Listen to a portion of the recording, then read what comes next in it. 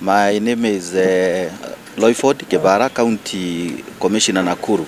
What we've noted is very interesting. The guys in here, these guys are from Kuria, Tanzania.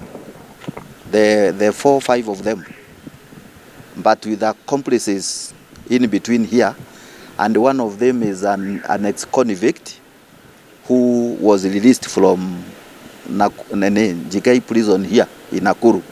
Just I think last month, one of the fellows who is inside here.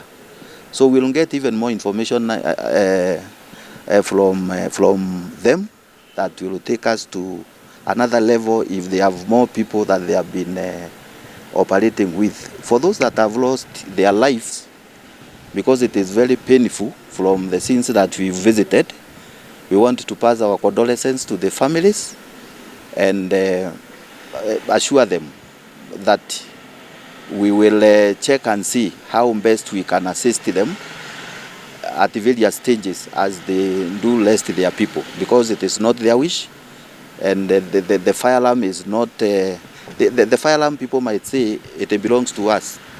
The links that we are following, because we sent in the cartridges to the ballistic experts, and now we are taking this fire alarm. It is not linked to here.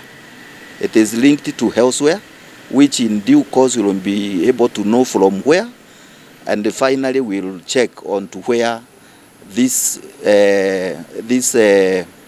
zinaitwa munitions hizo za kupiga kama zinatoka pande gani, because we also want to know the source of hizi risasi tuko nazo hapa. If you follow the pattern of that climb, hii risasi hii magazine ni ngapi? Iko na 30. So you can see now at the point mahali tumeipata uko chini, ni vile hamukukua, ningekuwa na nyinyi pale. Tumepata ikiwa imebakisha risasi 3. So probably you can look at the volumes, and even these guys are very scaring. One of the team that came to support us here, because it is a Subaru, they just hit it hapa Tides wakifikiria imebeba muntu yao. So that's how dangerous they are, but then we are with them, we will manage them. When you look at it, it's only that I don't want to share too much. There are some of the fellows, like this convict, the first convict who is the commando to this team, have been living here in Nakuru and was arrested here in Nakuru.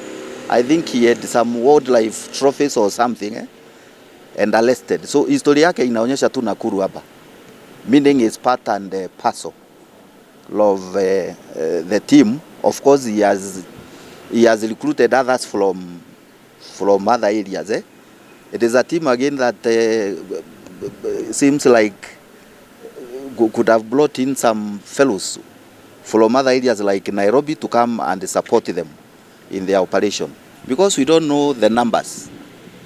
Si hapa unasikia tuko na 7 at the scene of crime, tumepata 4. What you have been reporting is 3, but sisi we have 7, and the 7, there is a connectivity with the 7. That's why we've not released them, because there is a connectivity. Hii mazungumzo yao na kuongea kwao, because they are not together, they are linking, giving us more informations. So I would not say that tumeshika wote. So the communities here, we should all be vigilant. We should all share any suspicious character that you have seen nini, because mnataka kuniambia confirm ilisha. Si mnasikia walienda TikTok. Inaitwa TikTok kama inaitwa nini? I'm just told wamechange to game. There are still other groups staying in some corner, na wanafanya hii utapeli sasa wa nini, whatever, let me call it that way. I don't know, they are calling it TikTok and all this, and these are criminals. They are not good people. So we need to, we are not relenting. We need to sustain the war, because it's more than hitting and Nini hata hiyo wanafanya huko bado ni ukora tu, so that we clear these people once and for all. For 1 week we have been having a series of serious crime. These are robbery with violence. Robbery with violence is where people use firearms and then they are terrorizing people and killing them. A number of our members of the public, and especially the vendors for M-Pesa, were killed, about 4 of them. And then the firearm that was being used by then, from what we used to get, was that they were using an AK-47. And we were able to confirm, based on the cartridges that we have been recovering from the scene of crime. This is the 7.62 millimeter special. That ammunition is meant for an AK-47. So for the last 3 days, anytime between 7 and 8:30, we have been having breaks into M-Pesas. And the worst of it happened yesterday, because the team behind here, the county security committee, the sub-county security committee, and the DCI officers, we have been out for the whole period trying to trace where this firearm is being kept and who is using it. Now, last night, our officers, while on patrol, pumped into the gang, and a shootout arose. And out of the shootout, at around 8:30, we were able to track the entire night the systems of these fellows, and we were able to arrest 4 persons who are in the police custody here with this firearm. This firearm was found in Bondeni, in a place hidden where they could keep the firearm, in a place near a Kalonjing there. And there was somebody with a kiosk who used to sell something, and then when the firearm is needed, she could just pick it, give to them, and they could do what they wanted to do. The names that we are having,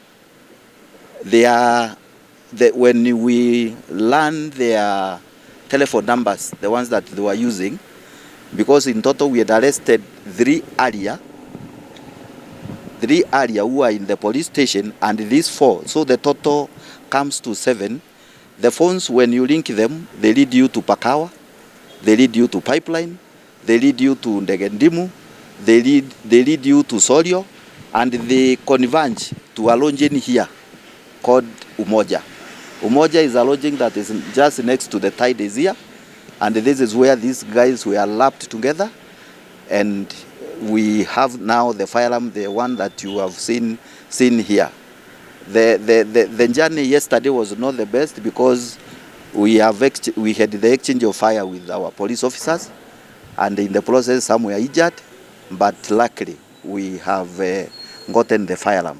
We are still pursuing some other leads, so that at the end of the day we may be able to get the others that have been working with these criminals.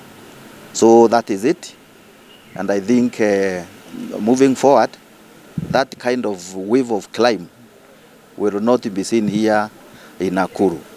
It is a bad one, because initially, like I said, we used to have people losing money through M-Pesa. Then we came into people using knives and pangas. Now the group had generated into now acquiring firearm and hitting people.